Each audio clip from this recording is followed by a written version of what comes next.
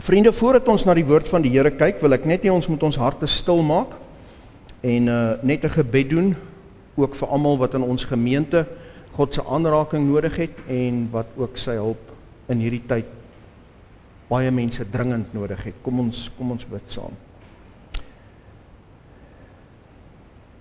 Here, ons buig laag voor u heilige woord vanmôre.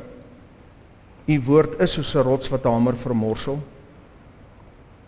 En ons weet, Here, dat u woord is die waarheid. Dit is die brood van die lewe.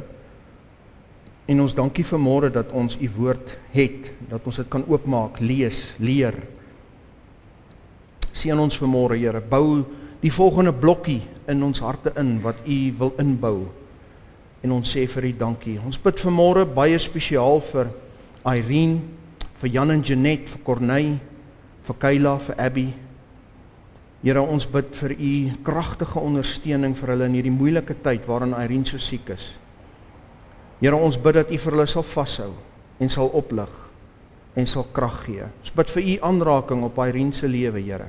Ons vertrou u steeds vir 'n volkomme genesing. As daar iemand anders is, Here, waaraan ons vanmôre moet dink en ons weet nie eers van hierdie mense nie, bid ons vanmôre, Here, dat u vir hulle sal kom aanraak. Mense met behoefte, mense met seer, mense met siekte, mense met finansiële druk, ons bid, Here, dat u sal kom voorsien, soos wat net u kan. Dankie dat ons weet, u is ons groot versorger, ons Heer, die opperherder van die skape. Dankie dat ons nie vir 'n oomblik alleen is nie. Ons vra dit in Jesus se naam. Amen. Vriende, vanmôre gaan ons voort na Jesaja 63. Verlede week het ons stil gestaan in Jesaja 61 en ons het gekyk na die verheerlikte Jerusalem en ons het gekyk na die heerlikheid van God en hoe dat God homself verheerlik deur sy volk en deur Jerusalem, sodat sy heilige heerlikheid nog hoër gelig kan word en nog helderder kan skyn vir al die nasies. Ek herinner ons dat ons in die midde is van 'n 3 hoofstuk gedeelte wat strek vanaf Jesaja 62 tot 64. Guzik som hierdie 3 hoofstukke op onder die tema A Prayer from Captivity, 'n gebed uit gevangenskap. En aan hoofstuk 62, aan hoofstuk 63 gee hy dieselfde tema, A Prayer from Captivity, 'n gebed uit gevangenskap. Ons weet dus dat hierdie hoofstuk sal lees vanuit die perspektief van iemand wat in ballingskap sit. In ons ou vertaling is die opskrif van hierdie hoofstuk die wraakgerig in Edom en in die King James The Lord's Day of Vengeance.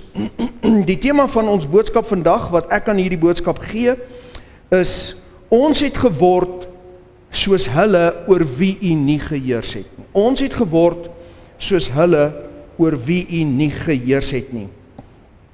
Nou vriende, julle kan saam met my blaai na Jesaja 63 en ons gaan hom so vers vir vers deurwerk.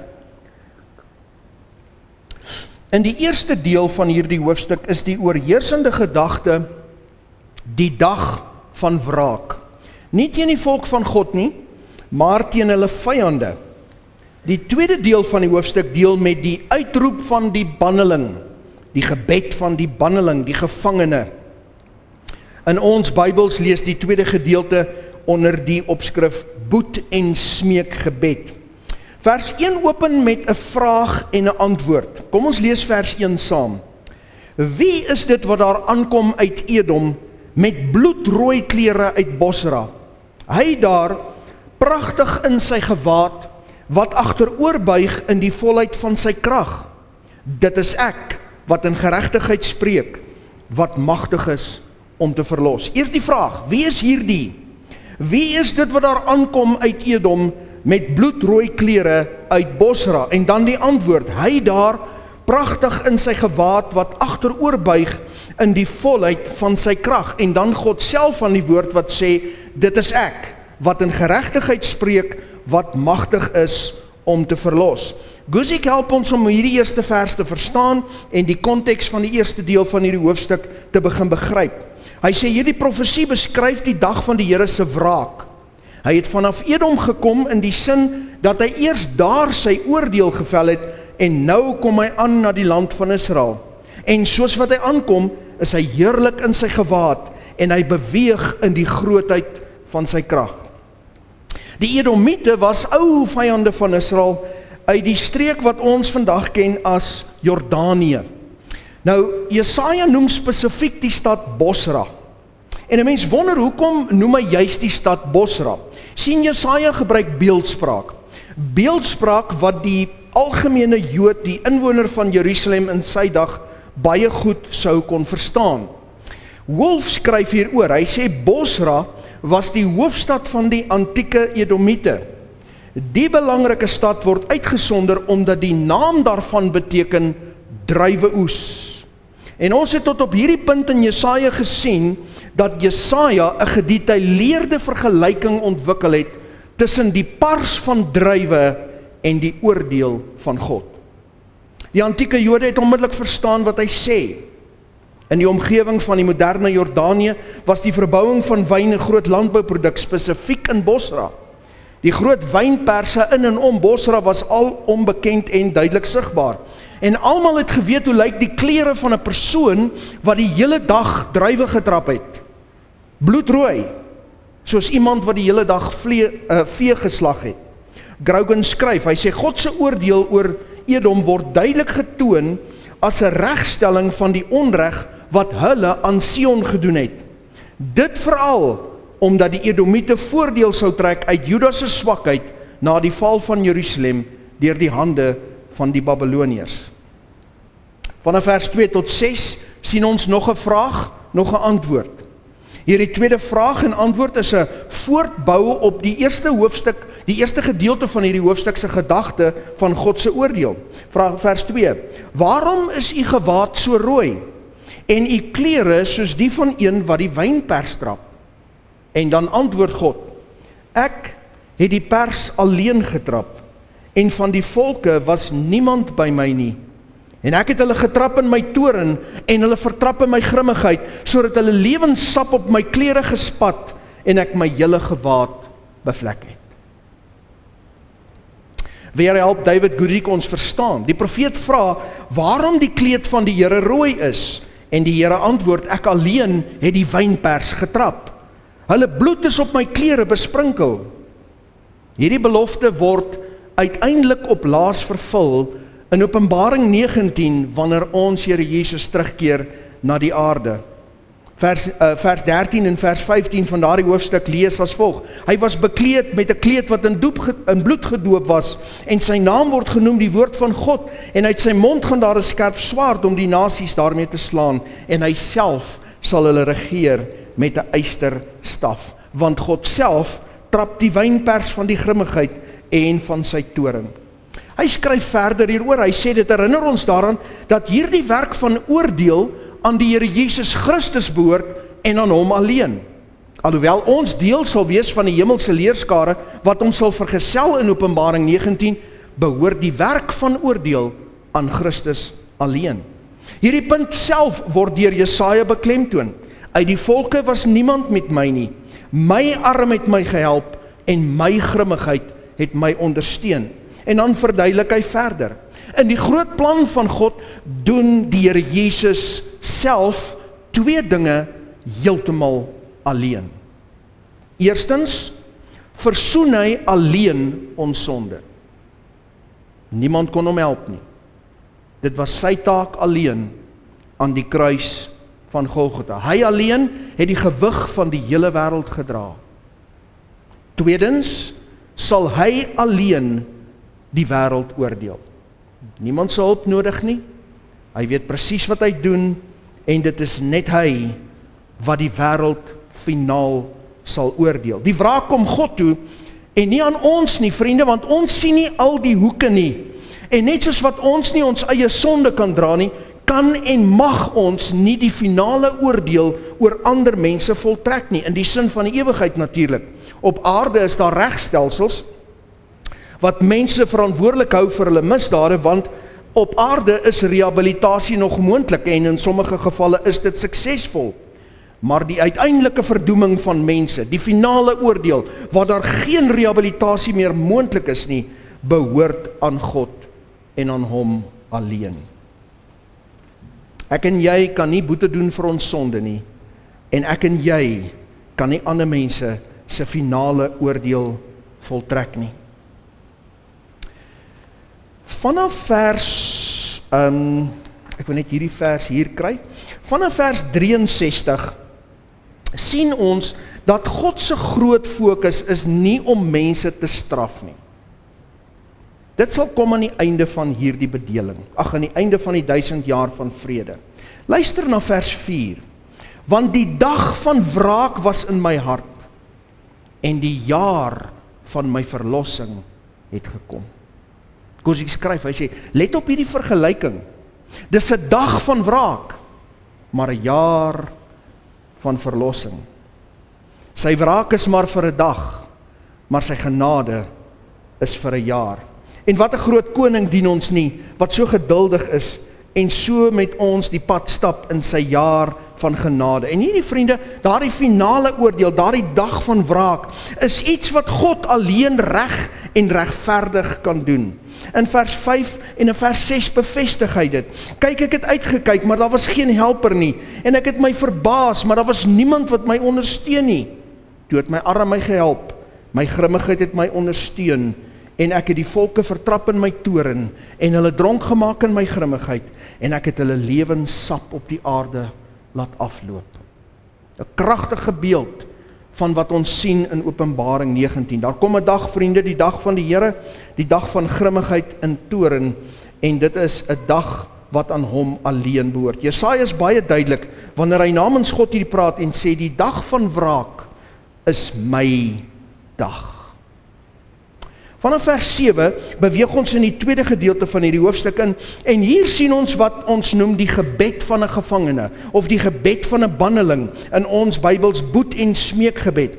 En ons sal ook hierdie gedeelte vers vir vers deurwerk. Vers 7, sê die banneling, ek sal die goeie tierenhede van die Here prys, die roemryke dade van die Here, ooreenkomstig alles wat die Here aan ons bewys het, en die veelvuldige goedheid jeens die huis van Israel, wat hy aan hulle bewys het, na sy barmhartighede, en na die grootheid van sy goeie tierenhede. Hierdie gevangenes sit in Babel, hulle is in ballingskap, weg van Jerusalem, en hy onthou, kyk terug, en hy sê, ek onthou die genade, en die almag, en die goeie tierenheid van God. Hy wat in ons lewens werksaam was op 'n kragtige manier. Hierdie gebed word profeties in die mond van een van Juda se ballinge geplaas, sê Guzik. Ten spyte van die lyding wat later in die gebed uitgespreek word, sal die bidder eers die goeie tierenhede van die Here noem. Kyk na alles waarvoor hy die Here dank, sy goedheid, sy genade. Hy het hulle verlosser geword, sy liefde, sy medelee, hy het hulle gedra en hulle versorg. Die persoon wat hier bid, sien uiteindelik dat die probleem nie by God gelê het nie, maar by hulle. Want God was standvastig en getrou, dit was hulle wat ontrou was.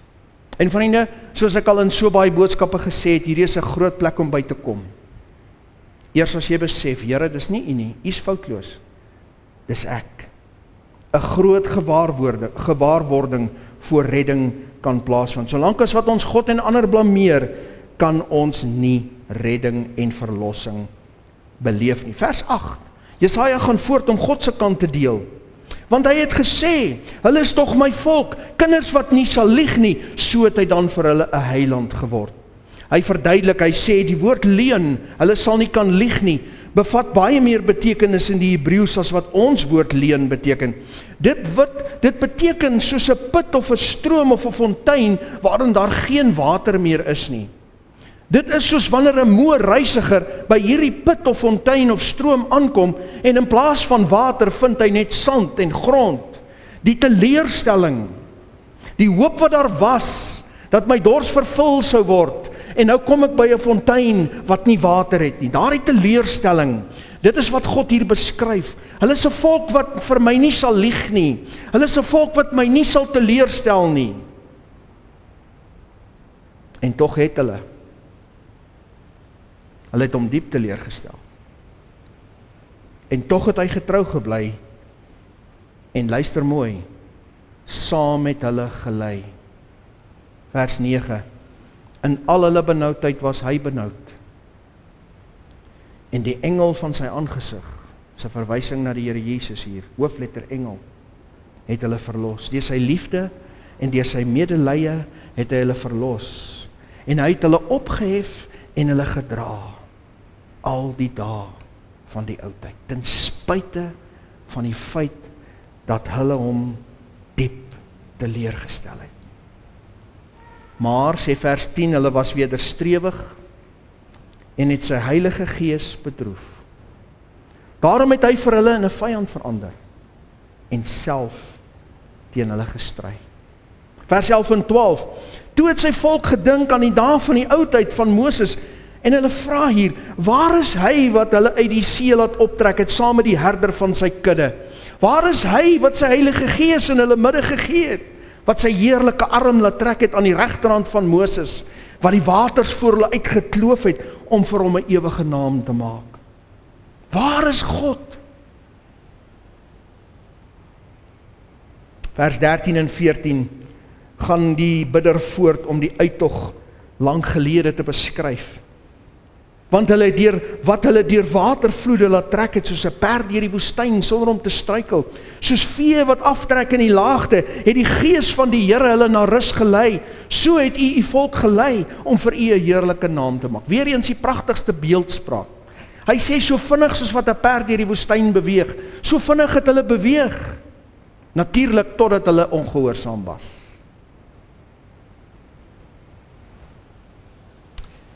Want God was met hulle, en sy Heilige Gees was hulle in hulle midde, in die wolkkolom en in die vuurkolom. En hierdie was nou alles net herinneringe ver in die verlede. En nou is hulle in ballingskap, en hulle is elendig, en hulle roep tot die Here. Vers 15 en 16. Kyk van die hemel neer, en aanskou uit u heilige en heerlike woning. Waar is u ywer en u magtige dade? Die ontroering van u binneste en u barmhartighede het hulle heens my ingehou, want u is ons Vader. Nou erken hulle dit. Nou vir die eerste keer. Nou wanneer hulle in Babel sit, ver weg van die tempel en die teenwoordigheid van God se Heilige Gees, nou besef hulle, want u is ons Vader. Want Abraham weet van ons nie, en Israel ken ons nie. U, o Here, is ons Vader, ons Verlosser, van ouds af is u naam. Vers 17. Here, waarom laat u ons wegdwaal van u weë? Waarom verhard u ons hart, sodat ons u nie vrees nie? Keer terug ter wille van u knegte, die stamme van u erfdeel. Hierdie hoofstuk is so duidelik, vriende. God wys sy getrouheid aan sy volk deur die te oordeel wat hulle te nakom, en hy sal ook finaal sy vyande oordeel aan die einde van hierdie bedeling, wat ook die vyande van sy volk is. God bly getrou aan hulle, maar hulle was ontrou aan hom, en moet die gevolge daarvan dra. Hulle is ver van God af en hulle is elendig, en hulle mis te laat wat hulle verloor het. Wat het hulle alles verloor? Jesaja lys sorgvuldig deur hierdie hoofstuk 'n lys van dinge wat hulle verloor het uit die mond van die bidder. En hy lys dit op 'n baie sorgvuldige manier sodat dit opbou tot by 'n klimaks.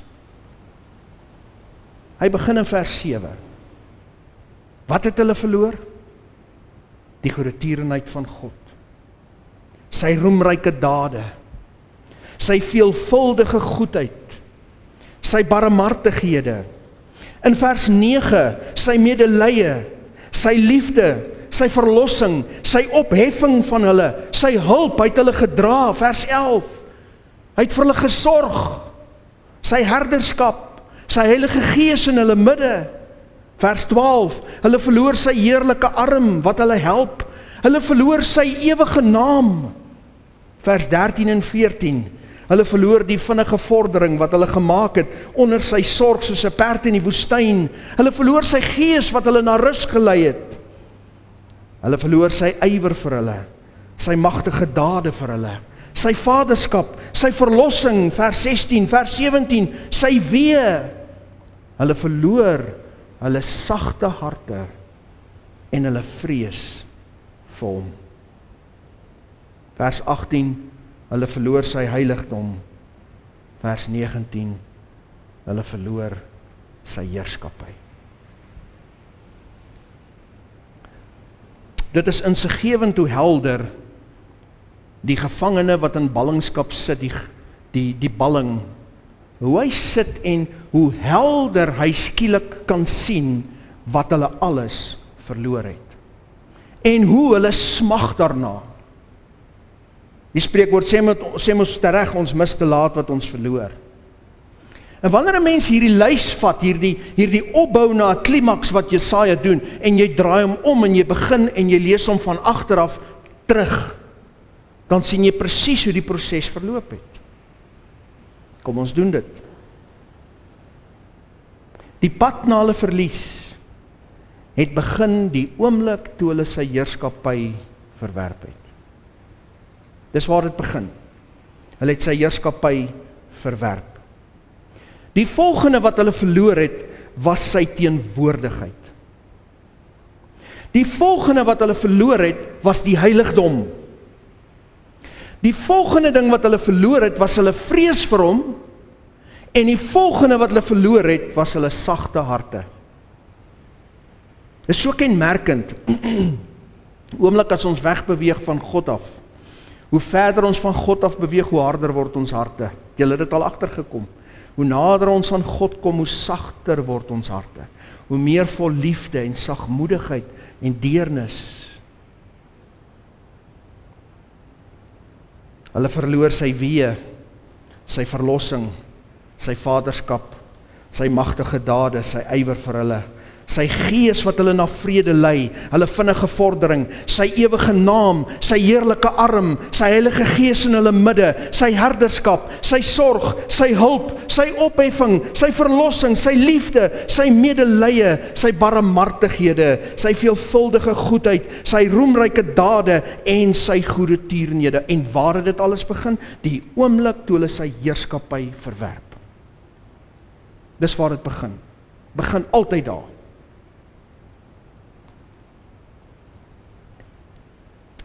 Hierdie gaan ook die oomblik wees wanneer hulle as 'n volk se groot herstel gaan begin. Dis wanneer ons Messias terugkeer en hy sit sy voete op die Olyfberg neer en hulle erken en bely sy heerskappy vir die eerste keer. Dis wanneer hulle genesing sal begin. Sagaria 12 vers 10. Maar oor die huis van Dawid en oor die inwoners van Jerusalem, en hy praat hier van net voor die 1000 jaar van vrede, wanneer ons heiland terugkeer, sal ek uitgie die gees van genade en smekinge, en hulle sal opsien na my vir wie hulle deurboor het, en hulle sal oor hom rou klaag, soos wat 'n mens rou klaag oor 'n enigste seun, en bitterlik oor hom ween, soos 'n mens ween oor 'n eersgebore kind. Daardie oomblik wanneer hulle opkyk na hom en hulle erken sy heerskappy en aanvaar sy heerskappy en buig voor hom as 'n geheel. Dit is wanneer hulle genesing werklik begin as 'n volk.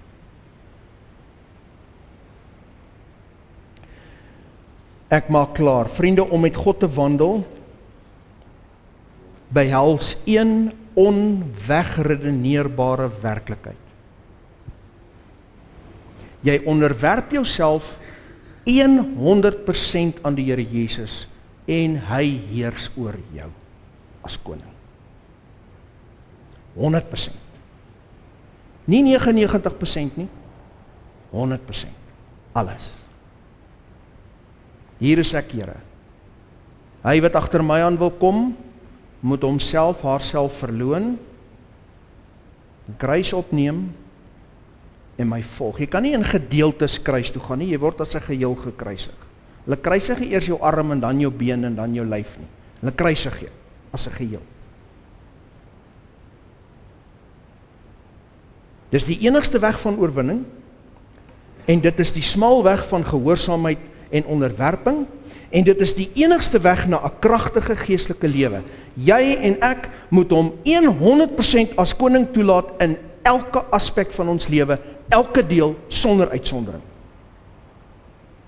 Anders is daar geen oorwinning, geen krag nie. Daar is 'n valse goedkoop evangelie wat vandag verkondig word vanaf die kansels in die weste. Hierdie goedkoop evangelie lei as volg: bely die Here Jesus as jou verlosser en saligmaker, neem hom aan as jou redder, en gaan voort met jou lewe op jou eie. Jy waai jou kaartjie, jy gee jou getuienis, hier's my kaartjie, ek gaan hemel toe, maar gaan jy net so aan met jou lewe. Jy gaan onverstoord voort om jou lewe te lewe, jou begeertes, jou grootheid, jou eer, jou drome, jou sonde waarvan jy nie bereid is om afstand te doen nie. Vriende, die mense in Juda het op 'n harde manier geleer, deur die Babiloniese ballingskap, dat jy God nie so kan dien nie. Hy heers 100% oor jou, of hy heers nie in jou lewe nie.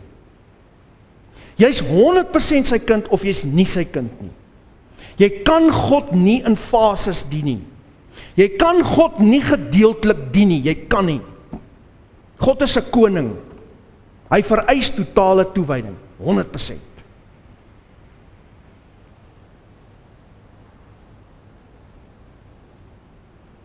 Of hy heers, of sonde en selfsug heers. Die twee kan nie saam heers nie. Kyk net weer na vers 19. Wat het met hulle gebeur? Ons het geword soos hulle, die heidene, oor wie u nie van ouds af geheers het nie. Ons is nou net soos hulle, kragteloos, elendig in ons sonde, oor wie u naam nie uitgeroep is nie.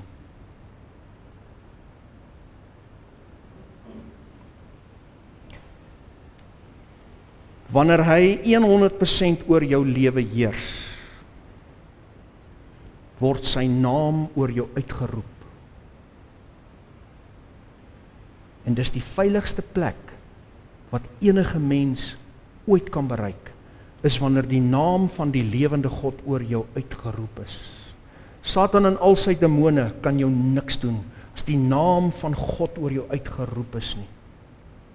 Jy is die eiendom van God. Sy brandmerk is op jou, jy behoort aan hom, sy naam is oor jou uitgeroep.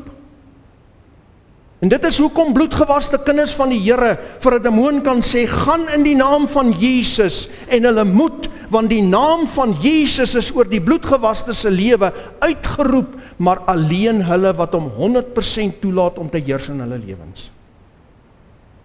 Jy kan dit nie halfpad doen nie.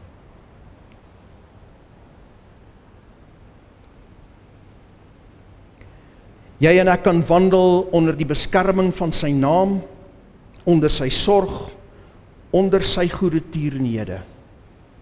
En alles wat hulle verloor het, kan ons deel word in die Here Jesus. Dis hoekom hy ons geleer het, julle moet in my naam vra. Maar dan moet hy heers. 100%. Jy moet nie bang wees vir sy heerskappy nie. Hy's nie 'n tiran nie, hy's 'n liefdevolle Vader. Maar hy heers of hy heers nie.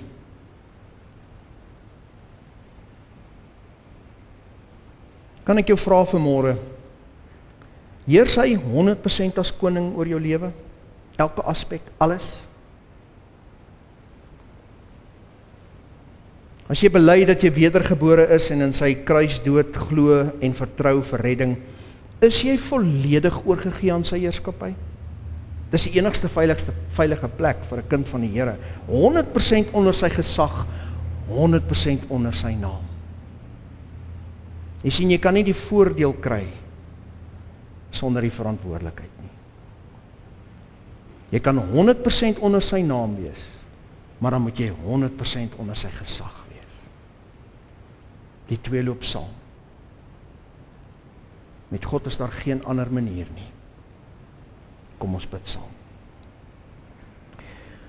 Dankie Here dat U so duidelik uit U woord met ons spreek.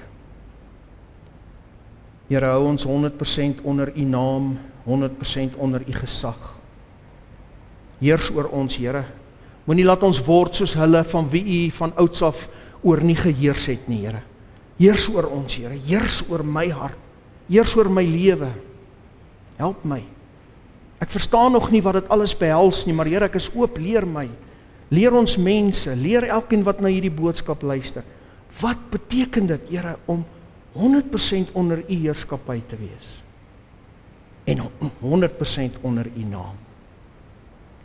Sal U ons help, Here. En as daar iemand later na hierdie boodskap luister, en U probeer dien op hierdie manier van ek bely U as my redder, maar dan gaan ek aan met my eie lewe. O, Here, asseblief open hulle oë en help hulle om hulle self te verloon, hulle kruis op te neem en U te volg. In Jesus se naam. Amen.